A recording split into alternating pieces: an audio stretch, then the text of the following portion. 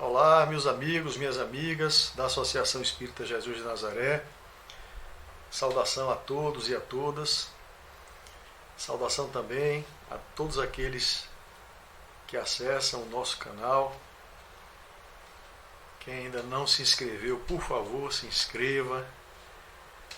Saudação a toda a comunidade do plano espiritual, os que estão conectados conosco, buscando essa sintonia, buscando a informação. Saudação aos nossos mentores, nossos guias individuais e coletivos. E saudação, sobretudo, ao nosso mestre e amigo Jesus de Nazaré.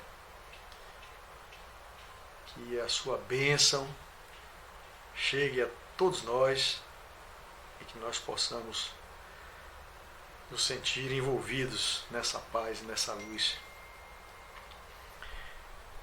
Nosso tema hoje, para reflexão, é para seguir Cristo. Para seguir Cristo. Muito nós temos repetido essa frase que Jesus pronunciou. Quem quiser vir após mim, negue-se a si mesmo, tome sua cruz e me siga. Mas, apesar de ser uma expressão muito presente em nosso cotidiano, muito pouco nós temos compreendido a profundidade dessa mensagem e colocado em prática. Nossa intenção hoje, nessa breve abordagem, é falarmos um pouco sobre as nuances desse convite que Jesus nos faz. Vamos citar especialmente dois exemplos de espíritos que seguiram Jesus e que nos deixam assim algumas dicas, algumas orientações de como podemos fazer para seguirmos as pegadas do Mestre. Essa frase a gente vai encontrar em Lucas capítulo 9, Mateus 16 e Marcos capítulo 8. Quem quiser vir após mim, negue-se a si mesmo, tome a sua cruz e me siga. Tem sido objeto de conversa, de reflexão, de contestação, aquela ideia equivocada de que Jesus pagou pelos nossos pecados, que nós estaríamos isentos de assumir as responsabilidades por nossos atos ao longo das últimas encarnações. Ele teria zerado a nossa conta. É um equívoco muito grande. Jesus nos ensina o caminho. A lei é de amor, mas o livre-arbítrio e a lei de causa e efeito são dois instrumentos da justiça de Deus e que sempre estão presentes ao longo da nossa caminhada, da nossa aprendizagem, nessa corrida evolutiva.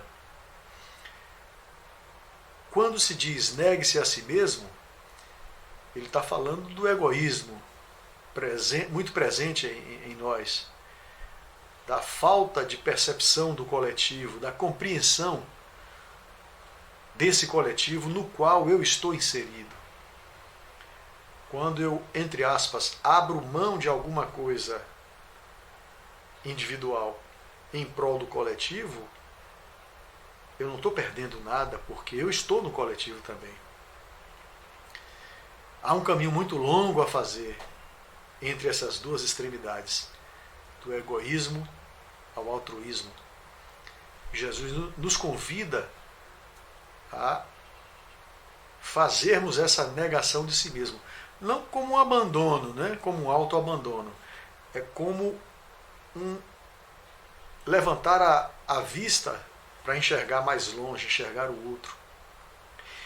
Vir após mim. O que significa vir após mim? fazer o mesmo caminho. Jesus não disse, eu vou levar a todos vocês, eu vou chegar com uma grande nave, todo mundo vai embarcar e eu vou levar, vocês vão desembarcar no paraíso sem nenhum tipo de trabalho. Ele não disse isso. Ele disse que o caminho a fazer para chegar nessas moradas superiores, gradualmente conquistadas, tem que ser à custa de trabalho, à custa de esforço. Caminhar com Jesus não é dar um passeio, não é desespairecer. Caminhar com Jesus é estar disposto a fazer o que é necessário fazer, em prol de si mesmo e em prol do outro, em prol da coletividade. Tomar a sua cruz. Tome sua cruz e me siga. O que é tomar a cruz? Tomar a cruz é fazer a escolha, é parar de vacilar, é decidir fazer o caminho. Que caminho é esse? Quais são os requisitos que eu preciso para fazer esse caminho, para seguir o Cristo? Eu preciso renunciar o velho modelo para merecer conhecer o novo modelo, a nova civilização. Esse é que é o problema, porque a gente não está disposto a abrir mão de tudo aquilo que a gente conquistou. Porque a gente se apega às nossas conquistas. Conquistas materiais, conquistas mentais, modelos mentais. A gente não quer fazer nada de forma diferente, a gente se apega às rotinas, que são importantes como roteiro no momento em que a gente executa. Mas é necessário que a gente sempre esteja com o coração e a mente aberta para o aprendizado novo. Então é necessário renunciar a modelos, é necessário renunciar também a valores de pouca elevação moral, deixar para trás e conquistar valores mais elevados. Renunciar aos vícios, renunciar a tudo aquilo que já não nos serve mais. Viver a verdade. Viver de forma verdadeira. Como é difícil viver de forma verdadeira. Como é difícil sobreviver sem mentir. Numa sociedade em que a mentira é usada ou como instrumento de defesa, por instinto de sobrevivência, ou, quando pior, para enganar e obter algum tipo de vantagem. A mentira é muito presente em nossa vida. Jesus combateu a mentira, combateu a hipocrisia como uma grande pedra no nosso caminho. Então, cada vez mais procurar viver com verdade, sem mentira, sem falsidades. Verdade. E por último, assumir responsabilidades. Seguir Jesus é essencialmente se comprometer. Estar lado a lado com Ele é se colocar à disposição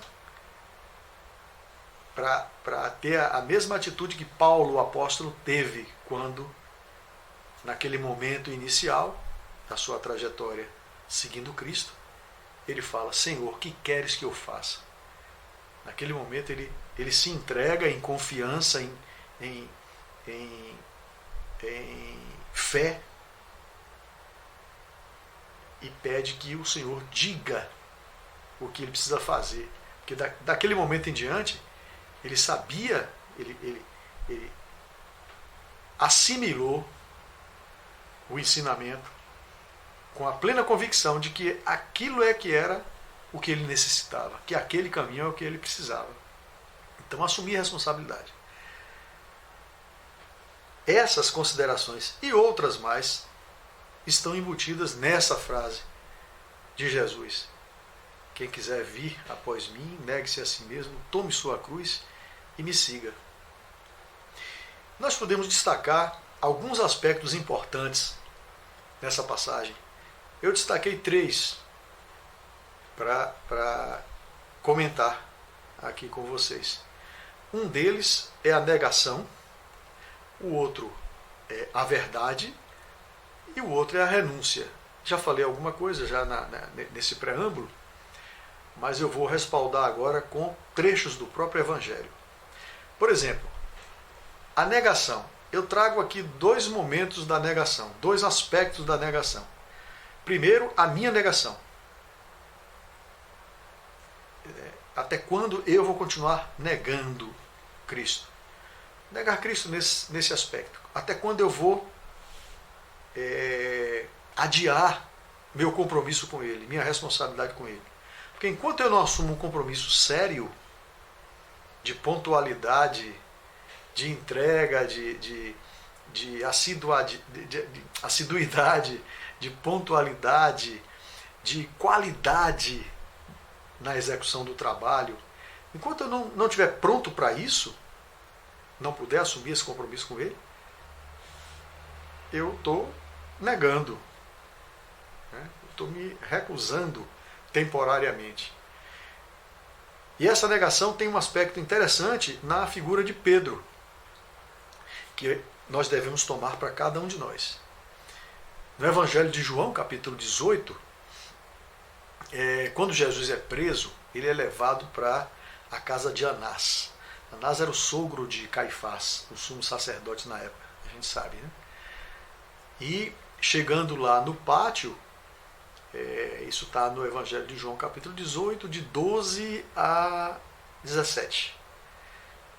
E quando alguém pergunta a Pedro se ele era discípulo daquele homem, ele fala: não, não sou. A primeira negação de Pedro, né? Foram 3.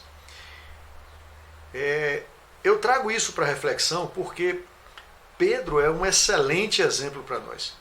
Pedro teve um movimento de ascensão extraordinário quando encarnado, porque ele sai de rude pescador, segundo Emmanuel, né, no livro Paulo e Estevão. Ele parte de uma condição de rude pescador a um senhor de muita maturidade espiritual, um orientador, uma referência na administração dos trabalhos dos apóstolos. É um crescimento extraordinário. E de lá para cá, Pedro tem caminhado com o Senhor. Pedro tem seguido Jesus, se colocando à disposição. Senhor, o que queres que eu faça?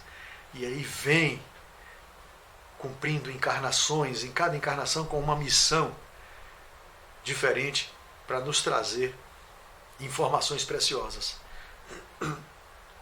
E quando eu penso em Pedro negando Cristo 3 vezes, e eu me coloco na condição de negador, não de 3 vezes apenas, mas de pelo menos 3.000 vezes, eu vejo em Pedro um exemplo, uma referência e uma esperança. Porque eu sinto que eu também posso fazer o caminho que Pedro fez. Então essa primeira negação nos traz essa ideia. Até quando eu vou continuar negando? Em que momento eu vou poder assumir compromisso e parar de negar? Primeiro aspecto da negação. O segundo aspecto da negação é a consequência dela. A gente vai encontrar em Mateus capítulo 10 e Lucas capítulo 12 a consequência de ficar negando, seja pela falta de disponibilidade, de vontade, seja mesmo negando através de comportamento social, comportamento nos ambientes de convivência, negando os ensinamentos, deixando de colocar em prática com a coletividade, com o meu irmão, com o meu semelhante, as orientações do Evangelho. Jesus diz assim: mas quem me negar diante dos homens, também eu o negarei diante do meu Pai que está nos céus. Ou seja, não venha depois reclamar acolhimento, pedir acolhimento para uma situação de resposta para a qual você não é merecedor. Se eu virei as costas durante toda essa encarnação para esse convite, o mestre está convidando: vamos comigo, venham comigo, me ajudem, alguma coisa boa vai acontecer. O Evangelho segundo o Espiritismo, em várias passagens, falam simbolicamente que o trabalhador, seja ele espírita, fala especificamente para nós, mas qualquer trabalhador que faça alguma coisa pelo bem comum, ele vai receber o cêntuplo. Essa palavra é utilizada simbolicamente, mas para significar que o merecimento não, a recompensa está muito além daquilo que a nossa parca capacidade pode perceber. A orientação é: trabalhe, trabalhe, não pense em mais nada, trabalhe, trabalhe, trabalhe, faça tudo ao seu alcance. Essa é a orientação. Mas se eu me nego a fazer isso, depois eu desencarno e quero a recompensa, eu não vou ter. É isso que ele está dizendo. Eu vou ter o quê? Eu vou ter uma nova chance. Vamos preparar uma nova encarnação para você. E você vai executar um trabalho que lhe faça merecedor de recompensas que você reclama, mas não faz jus. Então, quem me negar diante dos homens, também eu negarei diante de meu Pai. Esse é o significado. É a consequência da negação. O outro aspecto é o aspecto verdade. Jesus em nenhum momento usou meias palavras, usou subterfúgio, sempre claro, sempre direto, sempre verdadeiro. Um momento assim, auge dessa característica, naquele mesmo momento em que ele é preso, voltando ao capítulo 18 do Evangelho de João, Jesus é preso e é interrogado, né? A respeito das coisas que ele andava fazendo, as pregações que ele andava fazendo, as coisas que ele andava dizendo, supostamente subversivas. E quando ele é perguntado, ele responde: eu falei abertamente ao mundo, sempre ensinei nas sinagogas e no templo, onde todos os judeus se reúnem. Nada disse em segredo. Nada disse em segredo. Por que me interrogas? Pergunta aos que me ouviram. Certamente eles sabem o que eu disse. Por responder assim ao Anás, um soldado do lado dá uma bofetada em Jesus, dizendo que aquela não era a forma de responder. Teria sido desrespeitoso. E Jesus, em seguida, se dirige ao soldado e diz: se eu disse algo de mal, denuncie o mal. Mas se eu falei a verdade, por que me bateste? Ou seja, Jesus sabia que ia provocar aquela reação. Mas nem mesmo para se proteger de uma agressão, ele usou subterfúgios, usou meias palavras, usou mais ou menos. Foi verdadeiro, sem ser grosseiro, sem ser desrespeitoso, ele disse a verdade. E esse é um grande ensinamento. Diga a verdade, muitas vezes o que fere nem é a verdade, é a forma como você vai dizer a verdade. Então procure uma forma delicada, uma forma que não seja agressiva, mas seja verdadeiro, sempre verdadeiro. Nunca a mentira, sempre a autenticidade. Esse é um outro recado do mestre aí nessa passagem. E o outro que eu destaquei, um terceiro aspecto que eu destaquei, é o da renúncia. É necessário renunciar. Há que se perguntar, renunciar significa o quê? Abrir mão de tudo? Abandonar-se? Não. A renúncia a que se refere ao Evangelho é a renúncia do que não serve. É a renúncia do que não nos serve mais, serviu no passado, numa outra época, num outro momento em que eu ainda necessitava, porque estava numa fase inferior. Mas se o momento é de conquistar novos horizontes, eu tenho que renunciar a essas coisas que não me servem e, mais que isso, me atrapalham, porque são pesos inúteis para carregar. Então tem um trecho em Lucas capítulo 9, que é o mesmo de Mateus 16 e Marcos 8, em que Jesus diz assim: pois quem quiser salvar a sua vida, a perderá. E quem perder a sua vida por minha causa, este a salvará. Porquanto, que benefício tem o homem ao ganhar o mundo inteiro, destruindo a si mesmo ou sofrendo perda? É preciso analisar esse trecho da forma como eu falei. Quem perder a sua vida, perder, em que sentido perder? Perder a sua vida é deixar de olhar só para si, olhar para algo maior, olhar para um objetivo maior, olhar para o coletivo dentre o qual, né, eu estou inserido. É ter a capacidade de expandir a minha compreensão de mundo, da existência. E aí sim, aí eu deixo de cuidar só dos meus interesses. Essa seria a expressão mais adequada, mais apropriada. Quando eu deixo de cuidar dos meus interesses, geralmente mesquinhos, e cuido de uma causa maior, eu compreendi essa mensagem. É isso que significa: quem perder a sua vida por minha causa, se salvará. Porque vai sair desse ambiente restrito, diminuto, fechado, para criar infinitas possibilidades. Essa é a salvação a que Jesus se refere. Esse é que é o ato de renúncia a que ele se refere. E, por último, quando ele diz: pegue a sua cruz e me siga, além daquele comentário inicial que eu fiz, tem um outro que Pietro Baldi, que é o próprio Pedro da Galileia, nos traz num dos seus livros, dos seus 24 livros. Um deles é o livro Um Destino Seguindo Cristo, em que ele faz uma análise do símbolo da cruz. O que significa a cruz? É só um objeto? É um objeto no qual Jesus se deixou matar por fraqueza? Que forma mais reduzida de olhar para a cruz, que na verdade tem um significado muito maior. E o Baldi diz a respeito da cruz várias coisas. Eu destaquei um pequeno texto, um pequeno trecho, que é esse: o seu mandamento é um ato de amor. Ama o teu próximo.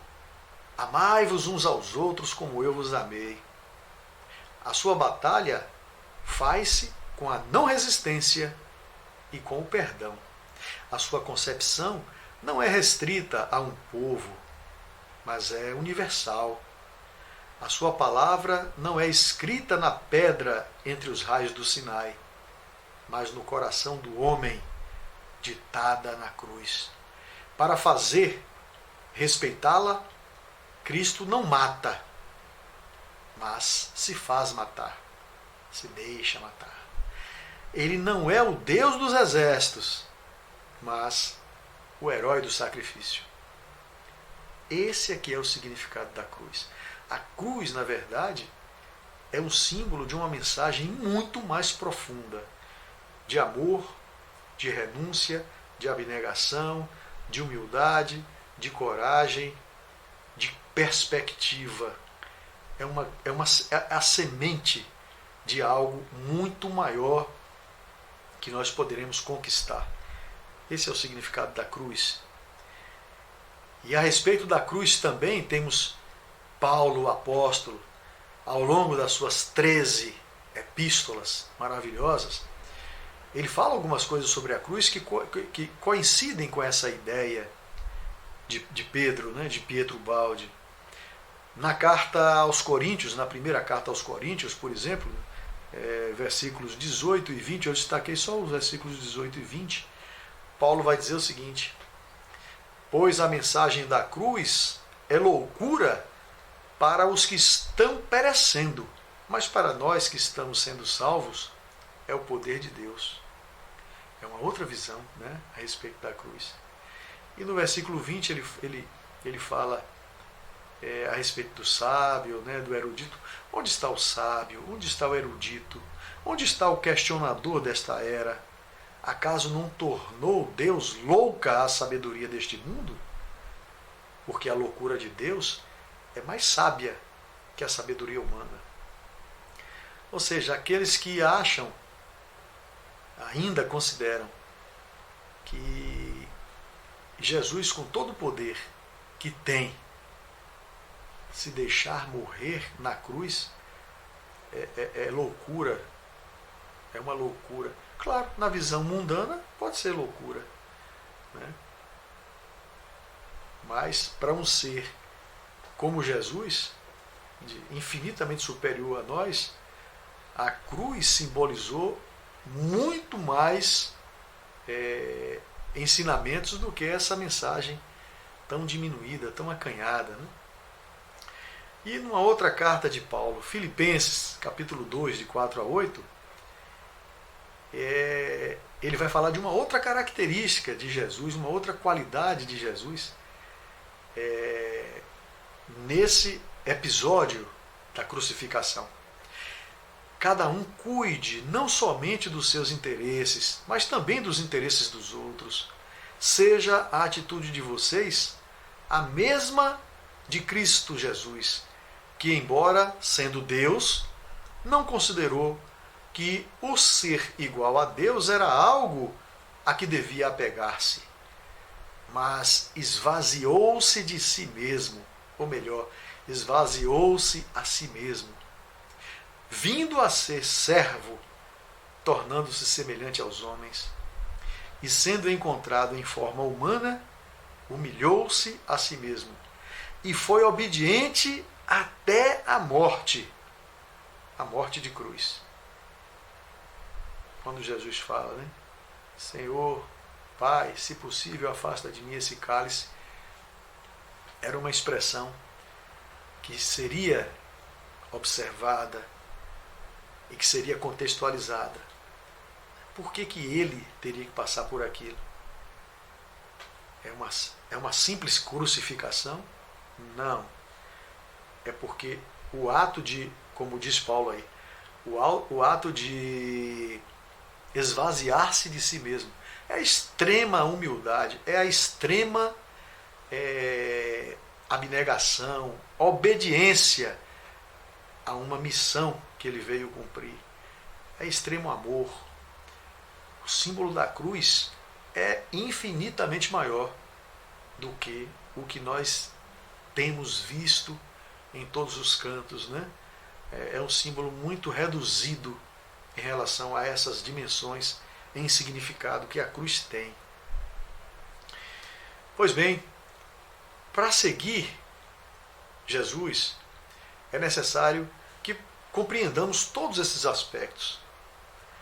E Jesus começa a sua pregação, começa a sua tarefa, formando o seu grupo de colaboradores, os seus apóstolos, logo depois da passagem no deserto, em que ele é tentado 3 vezes por Satanás.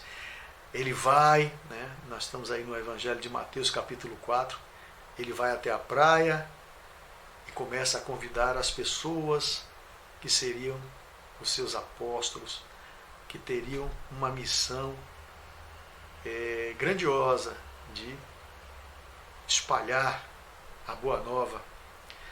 E aí nos versículos 18 a 22, Jesus inicia, né, andando no mar da Galileia. Ele começa por Simão, chamado Pedro, e seu irmão André.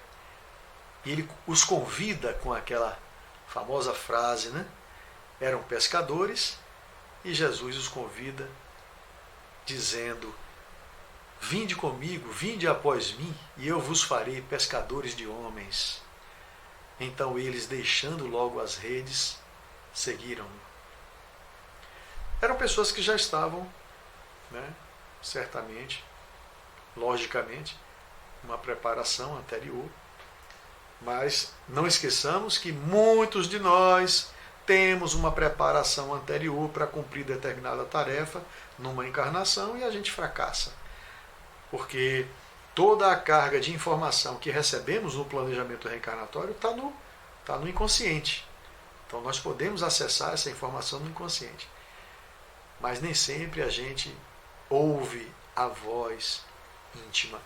A gente se deixa seduzir pelos convites da superficialidade. Então Pedro, inicialmente Pedro e André, e logo nessa mesma caminhada, logo adiante, Tiago e João, né? Foram os 4 primeiros. Eles poderiam recusar o convite? Poderiam. O livre-arbítrio está dentro do campo de leis perfeitas, né? A justiça de Deus não prescinde do livre-arbítrio e da lei de causa e efeito. Mas eles não titubearam, eles não hesitaram. Jesus convida e eles seguem Jesus. Começam a seguir Jesus, né?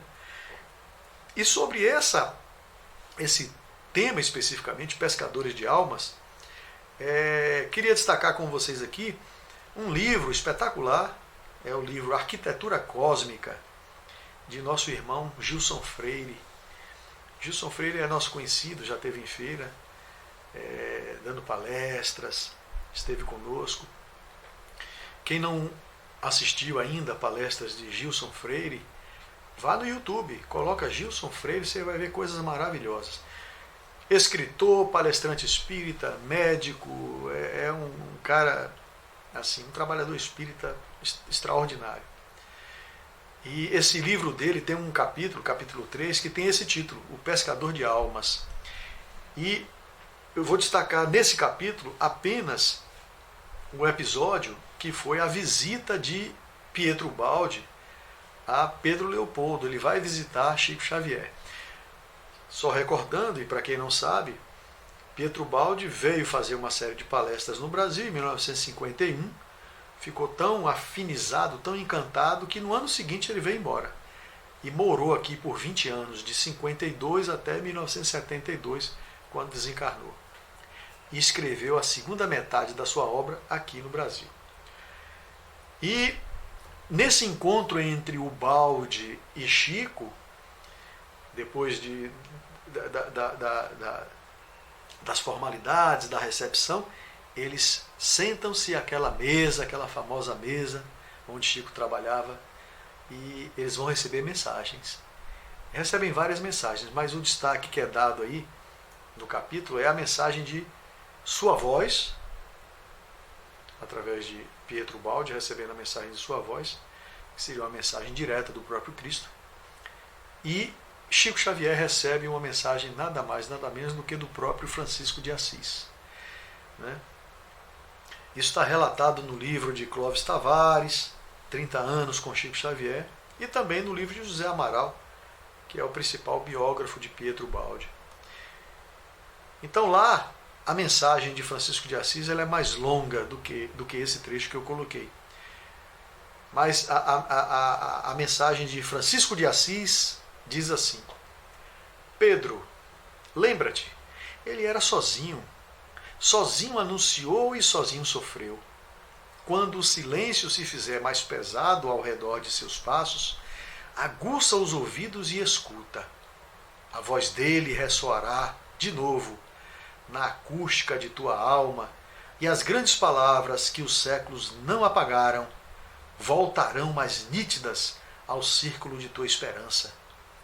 É necessário que o lume da cruz se reacenda, que o clarão da verdade fulgure novamente, que os rumos da libertação decisiva sejam traçados. Avancemos, Cristo conosco e em nosso favor. É o cristianismo que precisamos reviver à frente das tempestades, de cujas trevas nascerá o esplendor do terceiro milênio. A tarefa transcende o quadro de nossa compreensão. Não exijamos esclarecimentos. Procuremos servir. Ou seja, tudo que Francisco de Assis diz naquele momento, pela psicografia de Chico Xavier, não se preocupa com outra coisa. Serve. Não perde a oportunidade de servir. Qualquer tipo de serviço. Qualquer um. Todos são importantes. Serve. Procuremos servir. Nós, nas casas espíritas, especialmente, temos muitas oportunidades de servir. Mas nós temos poucos ceareiros. Essa é uma realidade ainda que nós esperamos, oramos para que mude, para que os ceareiros procurem assumir mais responsabilidades. com as tarefas do centro. Dediquem um pouco mais de tempo às atividades do centro. Né? São poucos ceareiros. E dentre os poucos ceareiros, ainda com uma limitação muito grande na capacidade de assumir essas responsabilidades. Mas, na medida do possível, façamos isso. Né? Não exijamos esclarecimentos, procuremos servir. Eis que Pedro Baldi fez a vida inteira. Né? Ele que foi Pedro da Galileia, teve uma reencarnação como Frei Leão, franciscano que trabalhou e acompanhou Francisco de Assis. Teve uma outra encarnação, essa que eu falei antes, não foi muito bem sucedida, como Luís XVI, rei de França, mas que foi assim uma queda fundamental para que ele se fortalecesse e retornasse como Pedro Baldi e abrisse mão de uma fortuna da família dele. Nasceu em família muito rica e quando recebe a parte da herança que lhe cabia, avaliada hoje em cerca de 300 milhões de dólares, que em reais aí dá mais de 1,5 bilhão de reais, ele renunciou a tudo, porque ele sabia que a riqueza ia trazer problemas na relação social, na relação com a própria família, e ele precisava seguir Cristo naquilo que é essencial, no desenvolvimento de valores do espírito, que ele já estava consciente de que as aquisições materiais são ilusórias. Ele já tinha essa convicção. Por isso abdica de uma fortuna de 1,5 bilhão de reais. E ele vem a falar um pouco, não, ele fala bastante sobre a pobreza e a riqueza do ponto de vista espiritual e material. Ele fala isso no livro. Tem um trecho em que ele destaca esse aspecto, dizendo assim: neste escrito falaremos bastante de pobreza, mas apresentando-a não como uma virtude, como frequentemente se costuma fazer na Terra, para suscitar admiração. Aqui a pobreza não é exibicionismo para fazer venerar os santos. Ou seja, Pietro Baldi fez um verdadeiro voto de pobreza, mas não foi exibicionismo, não foi excentricidade, foi convicto. Ele sabia que o envolvimento exagerado com riqueza material, com muito dinheiro, fatalmente ia tumultuar a vida dele. Ainda que ele não se envolvesse ou que não voltasse a fracassar, na melhor das hipóteses ia atrapalhar o percurso, a dedicação inteira de sua vida à produção da bela obra de 24 livros que ele nos deixou. E que certamente cada vez mais pessoas vão tomar conhecimento dessa obra e vão compreender cada vez mais, porque é uma obra que está adiante do nosso tempo. É um conhecimento que está adiante do nosso tempo, a obra de Pietro Baldi.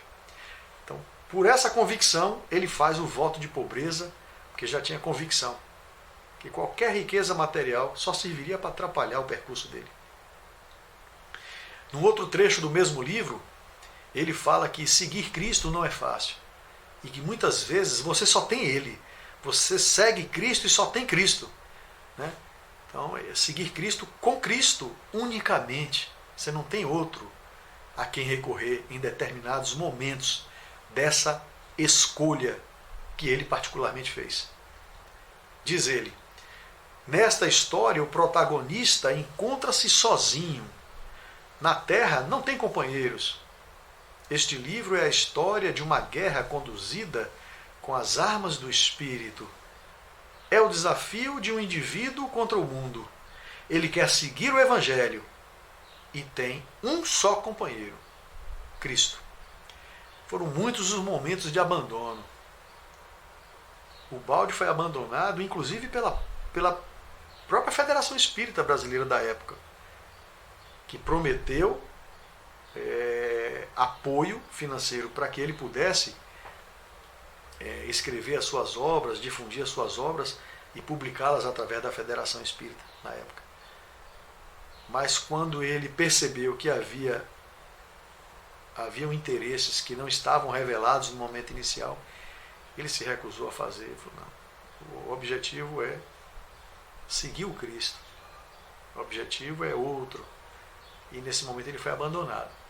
Houve época em que ele ia ser despejado e não viu ninguém que pudesse ajudá-lo. Ninguém exagerou. Ele teve um grande amigo, ele teve alguns amigos. Dentre eles, Zé Amaral foi um grande amigo. Mas, para não perder o próprio apartamento onde morava e não ter nem onde morar, surgiu o dinheiro para comprar o apartamento. De uma origem que ele desconhecia. Mas até esse socorro chegar, que a gente muitas vezes perde a fé, perde a confiança, não sabe que a espiritualidade cuida de tudo, até essa providência chegar, ele se viu só. É nesse momento que ele fala. Às vezes você segue o Cristo e você só tem Ele, você não tem mais ninguém. Só o próprio Cristo. Um último aspecto desse livro é o aspecto da renúncia que eu falei mais atrás, como algo que não significa perda. Renúncia significa desvincular-se de obstáculos para que você possa avançar. Renunciar, nesse aspecto do Evangelho, é abrir mão de tudo aquilo que lhe prende, é uma carga que prende a sua caminhada, o seu desenvolvimento para etapas superiores. Renúncia e avanço. Então ele diz assim: pode-se cair no erro de renunciar à vida e às suas provas, como acontecia frequentemente com os religiosos medievais que se isolavam em penitências, julgando que se espiritualizavam apenas com atormentar o corpo. Não basta morrer embaixo, é necessário saber reviver, mas no alto. A ascensão ao céu não é uma fuga, mas uma lenta preparação através de aproximações graduais. Não basta morrer embaixo. Ou seja, não se trata apenas de jogar fora tudo aquilo que você conquistou do ponto de vista da riqueza material. Não é isso. É se desfazer disso porque tem algo melhor para colocar no lugar. Não basta morrer embaixo. Né? É preciso saber reviver mais no alto. É preciso saber que você está abrindo mão daquilo que já não te serve mais, porque tem algo melhor para você adquirir e desfrutar. Né? E o Baldi nos fala, especialmente no outro livro dele, Evolução e Evangelho, que a gente não consegue fazer isso de uma só vez. É preciso fazer isso através de aproximações graduais. Porque é a nossa capacidade de absorção e de execução. Mas à medida que essas aproximações podem começar a ser feitas, façamos. O nosso grande erro é não fazer. Né? As pequenas coisas que vão dando pequenos avanços e que vão nos projetar, pouco a pouco, para esses patamares. Né? Voltando a Paulo, dois expoentes, dois exemplos de seguidores do Cristo. O Baldi, com essa ideia mais compreensiva da nossa limitação, falando de aproximações graduais, falando do Evangelho em etapas. O Baldi fala muito do Evangelho em etapas. Aquilo que nós conseguimos fazer, façamos. Né? Tudo que já é possível fazer. Paulo já é um exemplo diferente. Paulo faz uma virada drástica, radical. A mudança radical. A conversão de Paulo não foi uma mudança de religião, mas a aceitação radical, enquanto fariseu, de Cristo como Messias. Conversão, voltar-se para, mudar de direção, é uma mudança de olhar sobre Deus e sobre o ser humano. Então Paulo já estava num ponto de maturidade diferente, porque quando ele faz aquela exaustão e que se entrega, aí a mudança é radical. Aí ele não tem mais meio termo, ele não tem mais ou menos. Aí ele faz uma trajetória contínua, progressiva, né, de difusão do Evangelho, de amor a Jesus. Um amor convicto, consciente e inteiro. Né? Diríamos que Paulo, então, com essa forma de compreensão e de ascensão que ele teve, uma ascensão convicta, radical, né, inteira, ele consegue, né, ele segue e consegue. Nós vamos ver isso aqui em alguns trechos das suas cartas. Eu destaquei 4 para mostrar como Paulo mostra ainda na própria existência de Paulo o apóstolo. Eu digo isso porque Paulo continuou ajudando Cristo e continua. Paulo está presente no Evangelho segundo o Espiritismo com mensagens. Né? Paulo, o apóstolo, ele faz parte do Espírito de Verdade na codificação de Kardec. Ele não parou de trabalhar, ele não parou de seguir o Cristo. Mas lá na encarnação, como Paulo o apóstolo, a gente vai ver ele seguir e conseguir chegar ao objetivo que ele traçou. Vejamos aí, Atos 22, aquele momento em que ele cai na estrada de Damasco. É o ponto de inflexão, é o ponto que ele começa a ascensão ininterrupta dele. Senhor, que queres que eu faça? Senhor, que queres que eu faça? Quando cada um de nós estiver nesse ponto aí, né, quando cada um de nós atingir esse ponto de maturidade, nós vamos fazer uma trajetória completamente diferente da que nós estamos vivenciando. Talvez a gente não consiga nessa encarnação, mas é preciso que a gente faça tudo o que já é possível fazer. Outro ponto, Gálatas capítulo 2. Paulo diz assim: fui crucificado com Cristo, assim já não sou eu quem vive, mas Cristo vive em mim. A vida que agora vivo no corpo, vivo-a pela fé no Filho de Deus que me amou e se entregou por mim. Já era um momento de total convicção, de total sintonia dele com Jesus, né? Assistido por Estevão. Era um momento em que ele estava pleno nessa convicção de seguir o Cristo.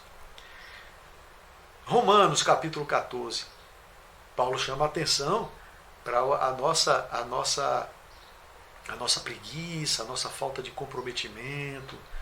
Ele diz assim, pois cada um de nós dará conta de si mesmo a Deus. Cada qual dê conta da sua administração. Por isso que é tão importante a difusão do Evangelho. Por isso que é tão importante um estar ajudando o outro para que o outro não adormeça, não continue adormecido, para que cada um de nós desperte e comece a caminhar do jeito que consegue, mas comece a caminhar.